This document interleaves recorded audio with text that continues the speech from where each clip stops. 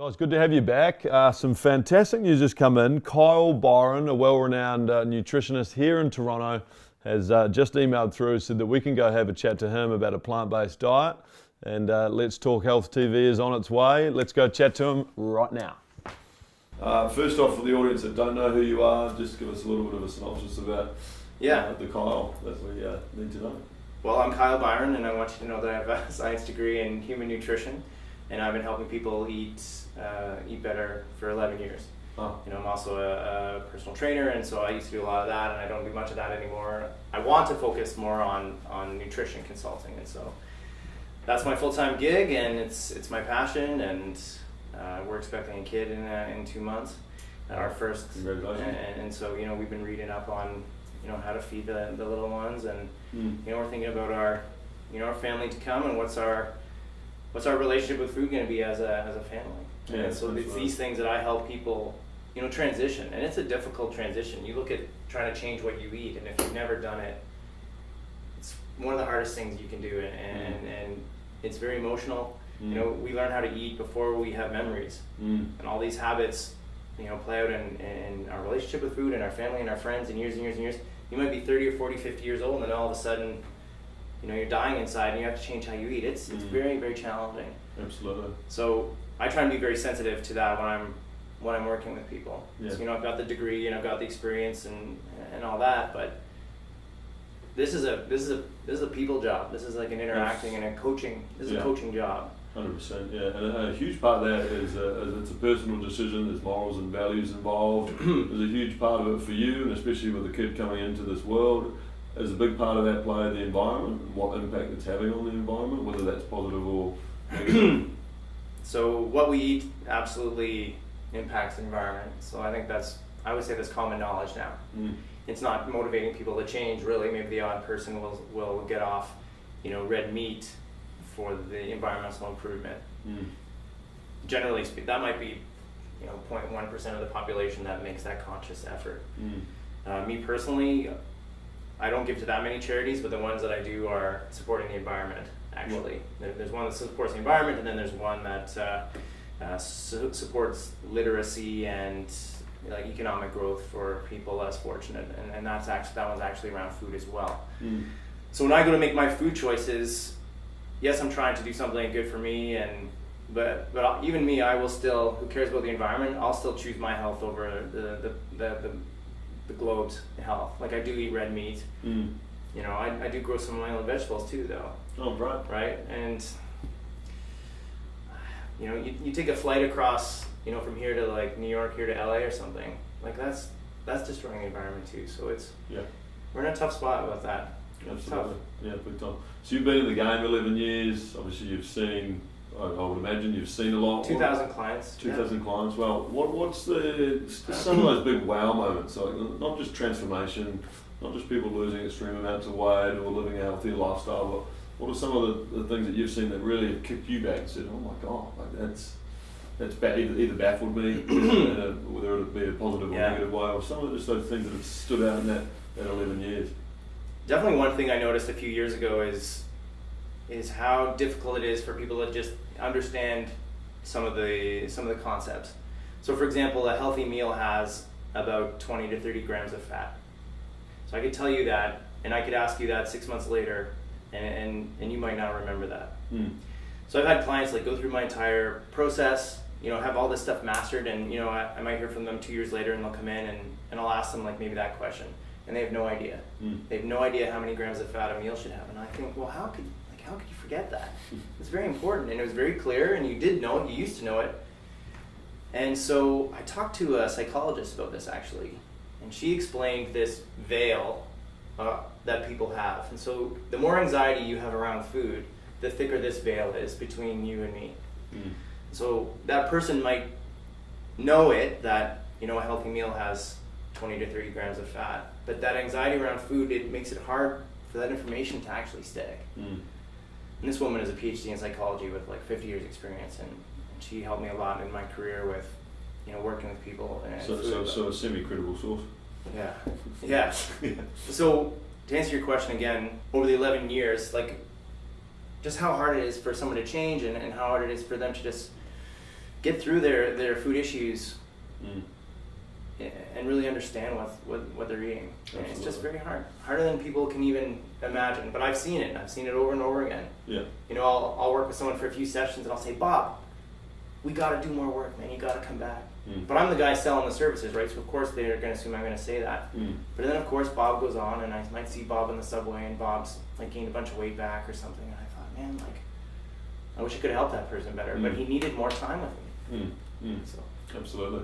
As a I mean, and I'm going to encompass both nutritionists, dietitians into this as well, but being in such a competitive field globally, there is a lot of you, just like a lot of different other industries, but for you and for just to correlate between the human body and what we need to give ourselves the best chance with food moving forward, like how on earth do you guys differentiate yourselves when it should just be a be a regimented situation? Is it the more personalised approach? Is it the relationship building? Like how, as a nutritionist, do you differentiate in this market? Well, marketing is its own separate skill, and I've gotten better at that over the years of my career, and I've got a lot of help from a lot of people. So that's how, you know, you found me, and why my website is, you know, number one, and I get interviewed, you know, every other week by some news source, and I'm very grateful for that. You know, you mentioned dietitians, so I went to school. Like, my degree is the same degree that a dietitian takes, you know, so they go on and, you know, they enter into the National, you know, College of Dietitians. One of my best friends is a dietitian, and she and I do professional development together, and we get together and we talk about, you know, what are the trends in research and things like that, and I can dissect a research paper thanks to my degree and my education. Whereas, you know, someone might just get some weekend course in nutrition, and that professional is going to be very susceptible to catching on to some fad and recommending a fad diet, where dietitians and people with degrees like myself are going to be more cynical of fads, and will say, well, actually the research says, you know, this or that, and like we should, and that's boring. Like, that's not going to sell a lot of Instagram, you know, posts, right? No. So just to and sorry to interrupt you, but just to touch on fads, because this is a huge thing both back home, but like here in the Toronto space specifically, in fact, let's just say across Canada. Sure. Are fads, and the reason they are so unsuccessful is simply because it is not a one-size-fits-all approach. That is correct. Nutrition is not a one-size-fits-all approach. That being said, if we could just get people to just generally eat healthy and generally move more, that approach will work. But there are some people who respond extremely well to the ketogenic diet, which is a higher fat, low carb, extremely low carb, and a moderate amount of protein. Some people, they get on that and they like the taste, they like how it feels. Their body can convert fats into energy very easily. And then there are some people that try that and they just feel terrible. But our science is not there yet where I can just like look at someone or take their fingerprint and know what diet is best for them. So for someone who's trying to figure out what to eat, get some science help from someone like myself. But we can try a bunch of different stuff. I've had vegans in my practice and ketogenic. I got a guy on keto right now and he feels fine. Anyone on Atkins? Kind of. You know. What are some of the flaws that you're seeing with Atkins? I never read his book, but I mean... Why are you smirking on that question? You're like, I knew he was going to ask me that. Sure. I thought he was a little too critical on some vegetables because they have, you know, some carbohydrates. But again, you might get someone who, let's say they can tolerate a high-fat diet, even high-saturated fat, and let's say this person is getting their blood work done every 6 months, and their blood work is fine.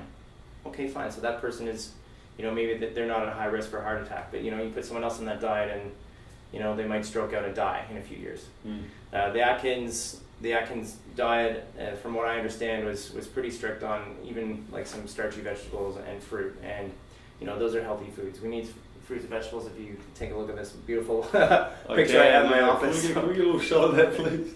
All the different colors of fruits and vegetables, they all give us different properties, different antioxidants and micronutrients, and some things that we don't even know what they do yet. So Atkins was kind of a little too strict on that, I'm afraid. Yeah, okay. Let's just touch on fruit a little bit. Okay. And I know we're slightly digressing, but I am very curious. Can you have too much fruit in your diet based on the fruit diet? Yeah, you can have too much fruit, yes. And just run me through the difference between fructose and sucrose for the people that do not know about that. Well, they're both simple sugars or monosaccharides, and the fructose that you get from fruit, that's not really the problem, okay? you'll get a little bit of fructose, and we can handle it, okay? Our liver processes it, and that's fine. Fructose and glucose give the same amount of calories. Fructose will absorb a little bit more slowly, and so that's a good thing. But then you have high fructose corn syrup, which is like a concentrated dose of fructose, and what we're seeing is there are some metabolic, problems with that. Like maybe it's giving, turning into fat, faster, and there's still a lot of conflicting research about that. Then we've got dose. Okay, so you have a piece of fruit, you might get a few grams of fructose, and the overall fruit is very sugary, right? So you can't just eat fruit all day and be fit, because it is very high in sugar overall. Right. But a can of pop has like this high fructose corn syrup, and again, you're getting this dose, like 40 grams of sugar at once, which is like 2 apples with all the vitamins removed and all the fiber removed, just like injected like right into your veins. That's the issue. Right. The issue is not poor little fructose molecule. No. It's the delivery mechanism, fruit versus pop. Right. And then it's the dose. Gotcha. Okay. Very good. Very good. Let's track back to the transformation phase, and we're talking specifically here. Someone coming from a heavy animal product diet, they are looking to go more plant-based. Okay. They've heard that it reduces inflammation or whatever they've heard about the benefits. But like for you, as a nutritionist, what would you advise there to the general public that is looking to transform and limit the amount of animal products in their daily Sure. diet? I'm cool with people limiting their amount of animal protein, okay? But you should still have some. A golf ball. Yeah. A golf ball is very small. You put that little bit of animal protein on your plate, you might not need much more than that. But you take that animal protein, animal tissue, and animal fats away chronically, you could be up for some malnutrition. Like we talked about B12, iron, especially in young women, zinc, and then some essential fats like EPA, DHA, omega-3s. But you look at the typical North American or Western society diet, it's way too high in protein. Like you go to a restaurant and you get these huge, slabs of meat that are actually enough protein for a whole day or for 3 meals. That's the problem. What's the recommended daily intake for protein for an average human? It's basically about 1 gram per pound of healthy body weight. So my healthy weight is about 185. I weigh about 192. I could lose a few pounds. So I should have around maybe 180 grams of protein, or maybe as low as like 150. If I'm lifting a lot of weights, which I sometimes do, really training hard, I'll up that to like 225 or 250 grams of protein, just in case I actually need it. A day? Yeah. Oh my god, that's a lot. Not really. No, it's not a lot when you are exerting a certain amount. And because our tissues get damaged at a higher rate, and they're like bricks in a wall. And you need to add the bricks, and the protein is the bricks. You bring those bricks along, and they actually like snap onto your muscles. Right. And they make you stronger and so forth. So clinically, the recommendation is 1.8 grams per kilo per day. And that basically comes out to 1 gram per pound. But if the person's overweight, they're like 300 pounds, their goal is not 300 grams of protein. Their goal is still like 150 or 170 grams per day. If they are not lifting weights, and if they are not exerting any amount of calories per day, however that their protein intake is still 225, what negative impacts would that be having on the body? Like, is there any telltale signs or symptoms from too much protein? Well, you'd be kind of thirsty. It's not all going to be used as protein. It's now just some of that. Those calories are just going to turn into energy or fat. The kidneys.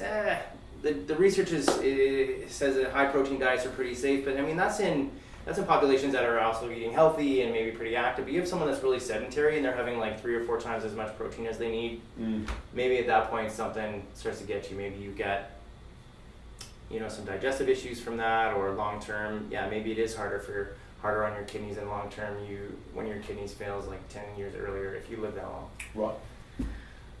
So it's complicated. Absolutely. For the people out there that do not understand what a complete protein is, how would you describe that? Well, proteins are made up of little amino acids, and they're like kind of grains of sand.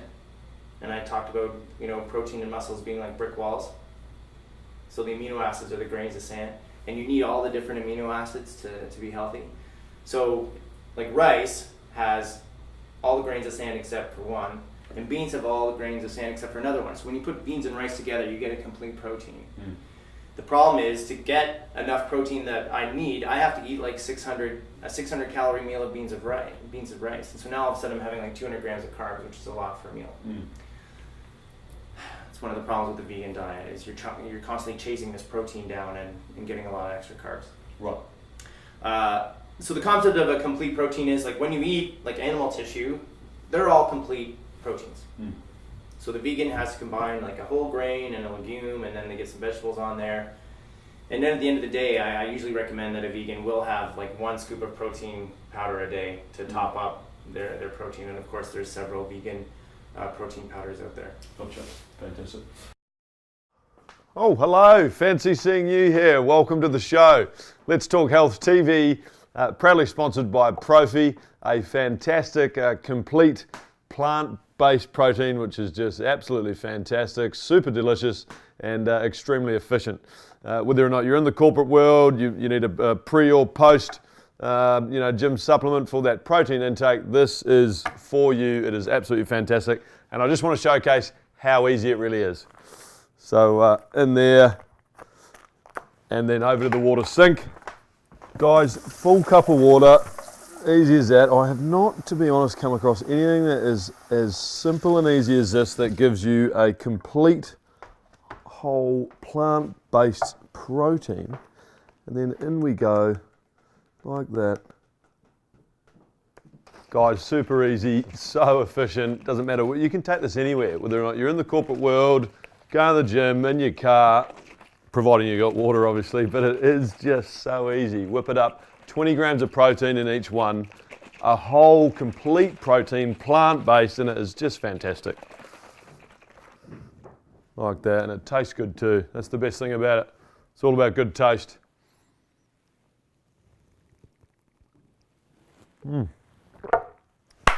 Start the day with a bang. Run me through, and what is your take on the South Beach diet? I'm baffled by it. Is that the Florida community just simply getting together and saying that there is a disproportionately large bunch of people that are just far too lean and ripped on this beach, and therefore, what are you eating? Did they do a survey? Is that what that is? There are a lot of fit people in Miami. Yeah. But the South Beach diet, from my understanding, is that it's pretty good. You know, it's like, okay, I don't like how it's It could be more of a fad though. That's not here to stay though, right? The South Beach. Well, you brought it up. It's like 20 it's like 20 years old, right? Oh, it's pretty old, and you seem to have it in your vernacular. So, yeah. I mean, it kind of stuck around. It did stick around. Yeah. The books and the marketing, they were all pretty nice, and they have this initial phase where you cut it down on your carbohydrates, and so of course you lose some water weight, initially, and so people think, this diet's great. Long term though, it's about lots of vegetables and little bits of protein and healthy fats, and like I can get behind that. Absolutely. Considering some of the crazy stuff that's out there, the South Beach diet is kind of not that bad. It's large. So what we've seen with you've definitely been privy to what the health. There's been huge bold claims around certain associations, Diabetes Association, Heart Foundation, and then who's sort of driving the corporatocracy behind that. At what point in the general public and people out there that are just trying to get simplified, genuine information, do we, where's the integrity level go? Because once we hear big bold claims like that, and we're all trying to, and I would imagine, as a society and as a world we live in, that we're all trying to push out educational information that is factual, that is scientifically based, and that you can rely on. But when you're hearing things like this, it just leaves the public in a sense of bafflement. So I mean, what's your take on that, and how can we as the consumer be sure what we are consuming in terms of nutritional information, labels, things like that? Yeah. No, big question, but break that down as much as you can. But all right. So first of all, the documentary What the Health has some problems with it. So there's some of the people that are speaking on there have some agendas in the industry, and then some of the claims around how type 1 diabetes, for example, is caused by milk. I mean, we don't exactly know that yet. So some of the things in the documentary were positioned as fact, and they're not quite fact yet. The one thing that documentary got right, or one of the things that documentary got right, was the unfortunate corporate influence from large food companies. These are billion-dollar food companies. And some of them are getting government kickbacks and lobbies, like the corn lobby is quite powerful. For example, corn makes high fructose corn syrup. High fructose corn syrup makes people fat, and then then you get them on medication, and that's like the pharmaceutical industry. That problem is very real. The corporate influence is a huge problem. I'm probably going to get whacked on my way out of here as much as I publish this, but no, this has to be discussed. Yeah, it does. So in Canada, the most recent version of our food guide, which is Dietitians of Canada's attempts to get this information out there. They've recently, as far as I understand, are making a stand against the corporate influence and saying, okay, no more corporate influence on this food guide. It's just going to be us dietitians and the books and the science, and this is what we should eat. Whereas for a long time, the dairy farmers of Canada helped make the food guide. So what do the dairy farmers of Canada say? Well, they say you need 2 to 4 servings of milk per day, which you don't need. You don't need. You don't need them. You don't need milk. Milk is delicious. I just had a bowl of cereal actually before here. I like milk. I'm a little worried about the 10 grams of sugar in a cup. Let's talk about the grandparents' generation though. They grew up on, but it's 80, 90-year-olds that have literally lived off milk every single day of their lives. So you see claims come out now and say, hey, look, has milk changed? Or no, it's always had sugar in it. Right. Has milk changed? Well, yeah, maybe. So what were the cows eating 100 years ago? They were eating grass. Now they're, these large milk-producing factories, and the cows are on hormones and all this stuff. And it's once you start meddling with Mother Nature, shit can go sideways pretty fast or pear-shaped, pun intended. So that pendulum is finally swinging the other way, where health professionals are trying to separate themselves from corporations. The public is hopefully more cynical about the corporate influence and things like that. Some of my colleagues are quite prolific bloggers, and they'll take some package off the shelf and it'll say the American Heart Association on it, and it's like a thing of like strawberry cookies. And my colleague, his name's Yanni Friedman, and he's just lambasting this body, the Heart Association that's supposed to be protecting us, and they'll make some terrible moves in what they're recommending in the grocery store. So here we are in 2017, you still have billions of people totally confused about what to eat. And speaking about our grandparents, why don't we just go back in time like 150 or 200 years ago, see what they were doing, and their nutrition. Now some people were malnourished back then, but they had the right idea. A lot of them were doing their own farming and growing their own garden.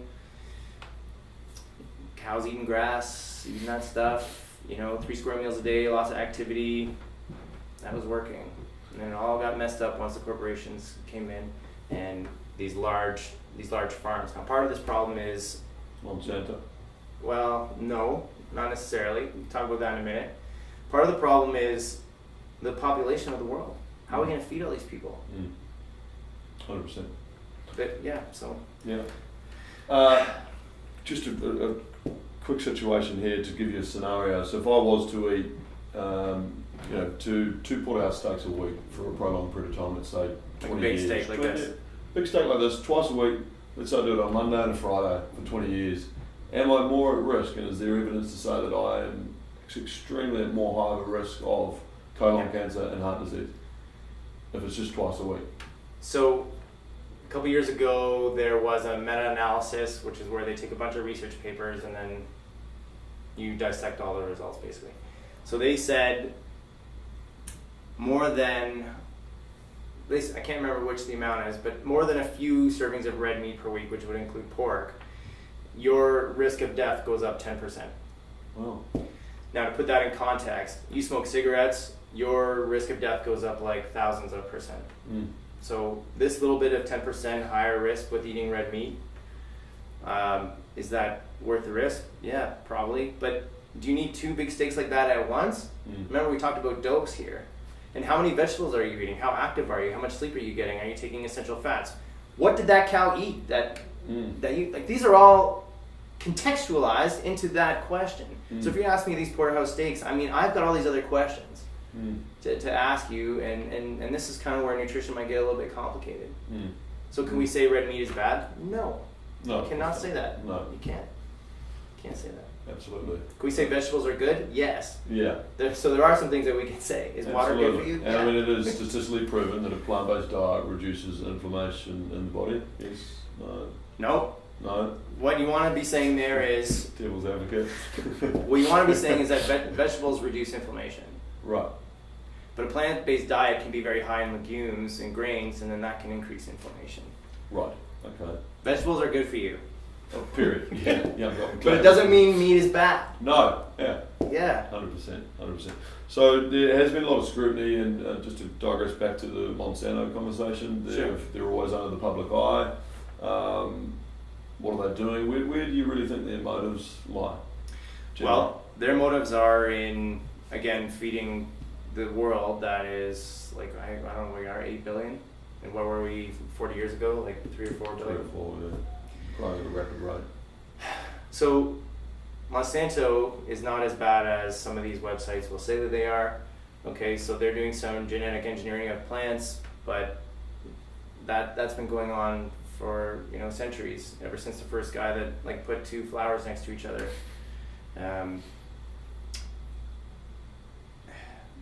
That being said, they are publicly traded or a private company. I'm not sure what they are, and so they're not to be completely trusted. And so there are government agencies that are watching them. And then as the public, if you're more concerned about that, then start paying more attention to what bills and laws and things like that are being passed, and that's how you can sort of protect yourself. Yeah, great. They are subject to scrutiny, by the laws of the countries in which they operate. Yeah, very good, very good. For you, let's talk about you personally. So what like, have you been on a range of diets? I mean, I presume you would have experimented with a lot on the basis of it's a test analysis for you to then talk to potential clients about this. But what are some of the biggest sort of transformations you've seen with trialing different diets? What are you currently on? Sure. And what have you found to be the most effective? Currently what I eat is about 5 to 15 cups of vegetables every day, and like 4 to 6 servings of protein. I'll take a fish oil supplement, and I'll eat healthy fats like avocados, peanut butter, extra virgin olive oil. And my wife is allergic to cashews and almonds, so I only get those when she leaves town for business. What else do I eat? Oh yeah, so then I have my treat meals on top of that. So you mentioned this like porterhouse steak or whatever once or twice a week. So Friday, Saturday night, like Susan and I will go to Uncle Tony's down there on Wellington, and I'll have like a pizza and some mozzarella sticks and like half a bottle of wine, and I leave there. I don't feel very good after, but in the moment I'm like, yes, this is awesome. Yeah. And that's part of a healthy relationship with food. Absolutely. I don't get depressed about that. And then the next morning I'm in the gym having a shake, and I'm back to healthy eating. Back to it, yeah. So a little bit balanced. It is. And it really is, and people have a really hard time with that. Really hard time. So I try and aim for my nutrition to be a B or a B+. I'm trying to hit it perfect. So about 5 or so years ago, I was into jiu-jitsu, and so my nutrition was a lot more controlled, and I was trying to stay under a certain weight to compete, and that was quite challenging. The first dietary experiment I did on myself was it's funny what you do when you're a kid. So I was a kid, I was like in grade 4 or something, and my sister was like, oh, instead of having cereal, you should have bananas and milk for breakfast. So I had that once. I was like, this is bullshit. Like, this tastes like garbage. And then one time she's like, you know what? If you only eat egg whites, you'll never get fat. I was like, where do kids learn that? But that's obviously from TV or adults or whatever. Sure. Well, the corporation's pushing that out. I think I had one, hard-boiled egg white, and I was like, this is gross. Yeah. In grade 12, I was on the captain of the rugby team, and I thought, you know what, this year I'm really gonna get really fit, really fit. And I had a light course load, and so I'd go to practice, and then I'd run extra laps, then come home and I'd have a snack, then I'd lift weights, and then I'd run like an 8 or 10K. Sheesh. So I was this height, and I told you I weighed about 192 or 3 or 4. Back then I was 165, so I was 30 pounds lighter, and I was just a kid. I was only 17 or 18. But I could just run and run. I could play a whole game of rugby and then just not even be tired. Wow. So I ate, cereal for breakfast, peanut butter sandwich, an apple and juice at lunch, and then a bun with like cheese and some lettuce on it for an afternoon snack, and then dinner was like meat, veg, and potatoes. And for this time I was like, I am not eating any like no candy bars, no chips, because I was a teenager, right? So I'd eat that stuff. You're qualifying for the Mode 250. You know the Colorado race, the 250 miles. Yeah. Well, it was pretty awesome what we could do when we were younger, right? Wow.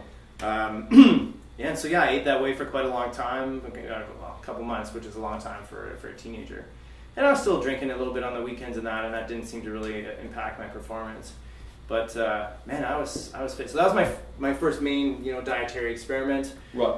Over the years, tried a few supplements like creatine and fish oil and things like that, and now it's all very science based what I'm doing, and I'm just trying to have a sustainable lifestyle and have fun at the same time. Yeah, absolutely. Go to my in-laws' house, and we had a ham and a turkey and beans and stuffing and buns and butter.